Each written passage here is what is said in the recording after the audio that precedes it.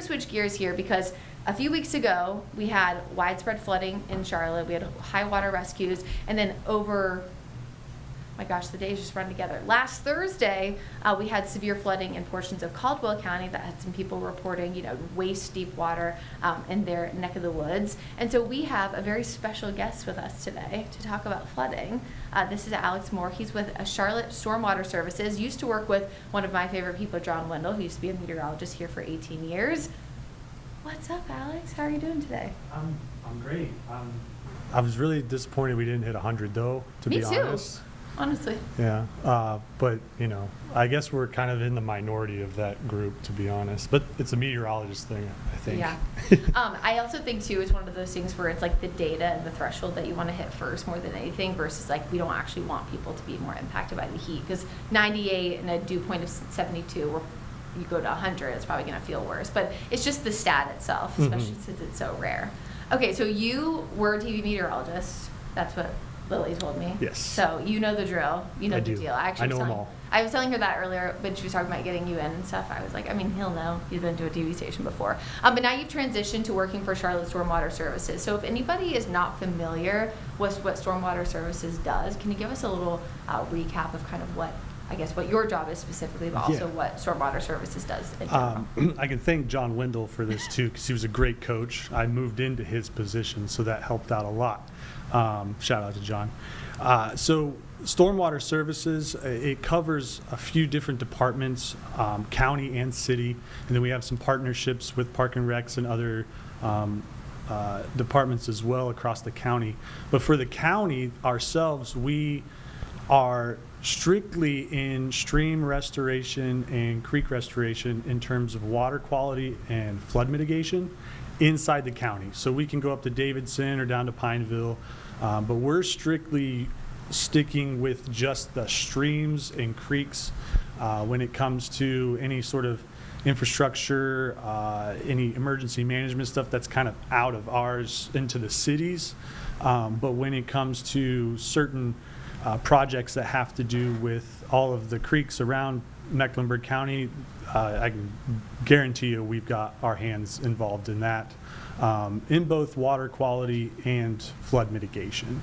And part of that flood mitigation, this is actually not one of the questions I wrote down, but I just remember doing this story with John a few years ago. But you guys also will help, maybe not be the main person, but you guys will help kind of influence, or help with when the city will do like buybacks of certain lands and things like that are in the floodplains that flood often. I believe that's correct, right? Because I think John was talking about that a few years ago. So if you have an area in Charlotte that sees a lot of flooding and you have to do buybacks or things like that, you guys do help sometimes. Correct. That's actually a big thing we did, even though I wasn't there during Helene last fall.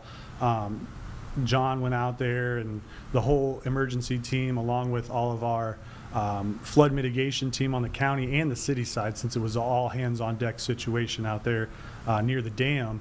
After all the water settled and after we got all the assessments and the data from the damage, we were able to pinpoint certain levels of, they call it the new level of the floodplain out there on the river. It's just a Helene-based thing. Everywhere else in the county is still based off of the data that we usually get with rainfall rates and the flood stage levels. But when it came to the Mountain Island area, I think we've already gotten 23 homes purchased. And then we have a handful under contract as well, just from that area and just from that event alone. Throughout, I would say the last handful of years, the biggest thing we've tried to do is pull those residents out of the floodplain by buyouts or retrofit. That's been a program we just started a few years ago. People can, if they're in a floodplain, they can apply to have their home retrofitted, which means it could be lifted to the floodplain. There's certain things where, like your AC unit or the externals or any of the electronics, if they're below that floodplain, you can apply to have them lifted and maybe put in the attic or somewhere that's not necessarily flood prone. So one of the bigger things that we do, and it goes as far as our community rating system, Now that we're a class 2, a lot of that is because we're pulling residential and businesses out of the floodplain. Or if they're, it's private property. If they don't want to move out of the floodplain, we can't force them, obviously.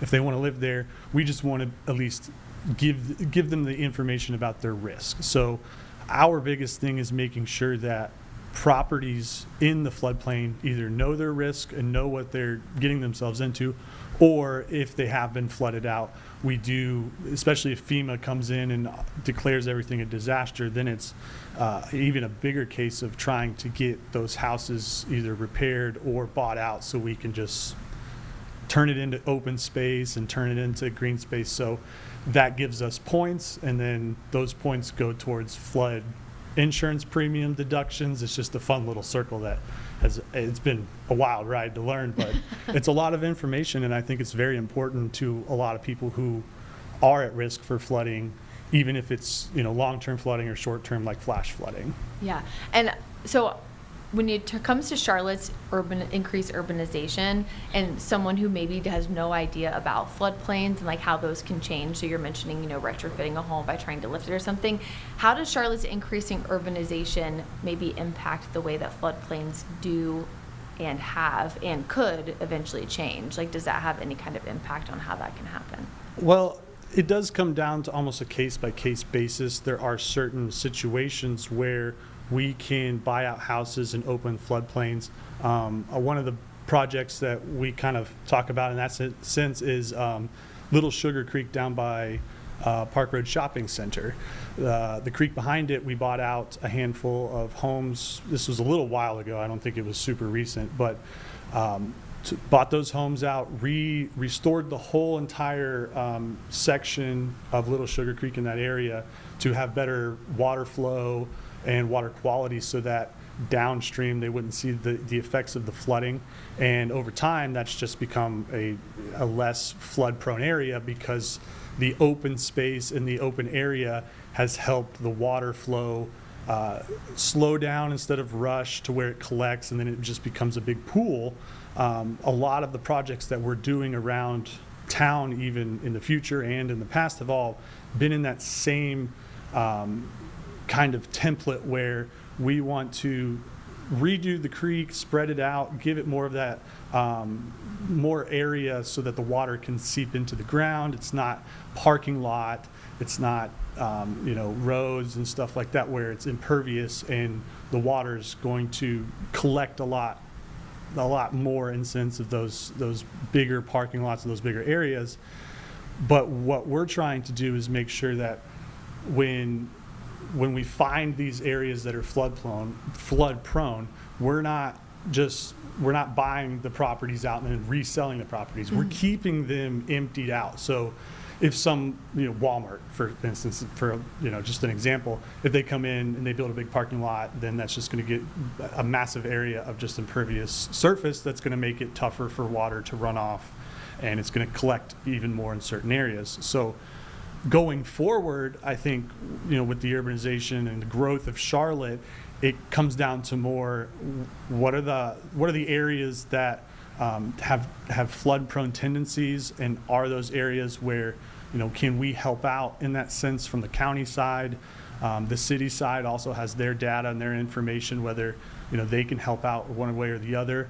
But we work together with the city and in Parks and Rec to do a lot of these projects to make sure the community understands what's going on and why we're doing certain things.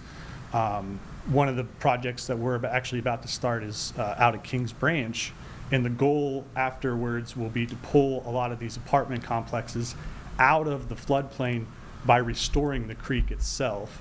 So they won't have to move, we won't have to buy out, they won't have to do anything, and just naturally by restoring that creek, we will pull those apartments out of the floodplain. So that's like we wish it could all be that easy, and we wish it could be that simple. And it does come down to a dollars and cents situation and the design. Can it be functional? Can we afford it? And can it last too? We want these things to last. We want them to look good, and we want this to be a positive thing for the community. Yeah, I think that's an important thing to know. It's not you guys just coming in after a flood has happened or after the same spot has been flooded 20 times. There's also a lot of like mitigation and preparing that goes into that. And I know that area very well, and I know James does too, because the Little Sugar Greenway there, even a few weeks ago, I think Amelie's gets flooded a lot when there's a lot of heavy rain down there in Park Road. Oh, I love that place, but they flood like crazy, it seems. Okay, so you mentioned this a little bit, but balancing kind of the infrastructure of Charlotte and its growth, how has that been? Like, and what are your kind of main challenges between, trying to balance the infrastructure, the stormwater growth, even just the city growth in general? I mean, you see all the apartments going up all the time. So there's always some kind of project happening. But with the city that's growing so much, I'm sure there's some challenges that have come in between the two. So what are some of those that maybe you've noticed since you took over for John a few months ago? Well, from my side, since I'm fresh, Yeah. I am a rookie. You have a fresh perspective.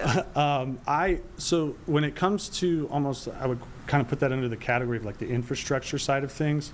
That is on the city side. So they're the ones that take the control of things that has to do with anything essentially but the streams and creeks. And so what I've noticed over the last 4 or 5 months, and of course we've really only had 1 or maybe 2 real true flooding events in that time frame that I've been around. A lot of it is really, what I've learned is that the rainfall where the rainfall happens isn't necessarily going to show you where the flooding down creek is going to exactly be. And that's been a fun actual puzzle to kind of put together, because as we saw, a week and a half ago, there were probably 4 or 5 different spots around town that saw flooding, and they were all for various reasons, whatever that may be. Since I'm new, I'm not quite, the guys who have been there like Wendell for long term, they've seen these things for 15, 20 years, so they know these more flood prone areas. But when it comes to just the overall infrastructure of everything, it's up to the city to decide what's most important, and then we just kind of follow suit when it comes to that stuff. And then vice versa, when it's streams and creeks, we take the lead on it, and then the city kind of will jump in along with Parks and Recs with the greenways and all of those things. So it's hard to pinpoint one thing, because I realize that there's so many streams and creeks in the Charlotte area. I mean, it's almost overwhelming. I'm still learning the different names of them and which ones are the big projects or the hot spots. It's almost like they've got their own personality, each spot around the city. And what we want to do is make sure that we're not wasting taxpayer dollars on projects that aren't going to yield those results from the county and the city side. We want to make sure that whatever we're doing going forward is beneficial for the community, and it's also going to keep people safe and keep people out of those flood-prone areas if we can get them convinced, Well, I know the city of Charlotte, and just in general, was very, very particular, when they built the greenways and kind of trying to make sure everything helped with flood mitigation. They took issues that maybe other big cities across the Southeast had and tried to be better. So they took a lot of very, very specific precautions for that reason. But I know they're always trying to build new greenways and things like that. So how does adding a new greenway, or maybe revitalizing a greenway, to someone who knows nothing about flooding or flood mitigation, how does that contribute to managing stormwater and reducing flooding for maybe other areas? Because if maybe someone is not familiar with the greenway, I mean, how the heck do they work? So the greenway situation is more of a community situation. It doesn't affect any of the floodplain itself. Gotcha. All of the floodplain mitigation is going to be done in the stream and creek itself. Most of the time it's because there's blockages from down trees. There's the restrictions to the flow is what the problem is, and that creates the flooding or the abundance of flooding. When we go in and fix the stream, we flatten it out. We take the edges of the banks and we kind of make them a little flatter, and then we'll help with the recycling of those trees. We'll put them up, we'll bury them in the ground, and then once we're done, Parks and Rec will come in, and then there's a 50-foot-ish buffer zone, and then they'll just put a nice little path along there, and they'll put some signs down, and they'll have a great time. So it's really more of just a community boost for recreational purposes. It really doesn't have anything to do with the actual flood mitigation itself. Gotcha, that makes sense. Okay, so you have been fantastic. We don't have a ton of time left, but what I did want to ask you right before we go is that if people begin to see significant flooding in their area, what are precautions they can do to stay safe? If they hear of a flooding risk, like what are things that they can do in the near term, the long term to kind of mitigate their risk? Well, majority of people who already know their flood risk have lived there and they've seen it, they've experienced it. So in that case, it's just knowing your risk, having flood insurance, and knowing that home insurance isn't going to replace that flood insurance. So it's a big thing to get on that flood insurance ahead of time because it still takes 30 days to kick in. And then for new people coming in, we have tools with the county. Our 3D floodplain mapping will show you exactly the FEMA floodplain, so you can see if your resident is in that floodplain, and it'll tell you what kind of event you need for it to be flooded, to get flooded. So we have useful tools on our Mecklenburg website, the Stormwater Services. You can check those out. And our FINS, our Flood Information Notification System, is awesome. If it's ever a rainy event, you can go to that and you can see exactly where rainfall totals and the stream levels are as well. Yeah, it's cool too because you can go back and see like what it looks like when there's no rain and then what it looks like now that it's super rainy. So thanks so much, Alex, for being here. We really appreciate it, and you are welcome back anytime to talk all about floodwater, especially as we get closer to the anniversary of Helene. So thanks so much for being here. Welcome. Well, guys, that is all I have for your Tuesday version of Live Weather Impact Plus. We will be back here tomorrow talking more storms, more heat. Stay safe, stay weather aware, and I'll see you tomorrow.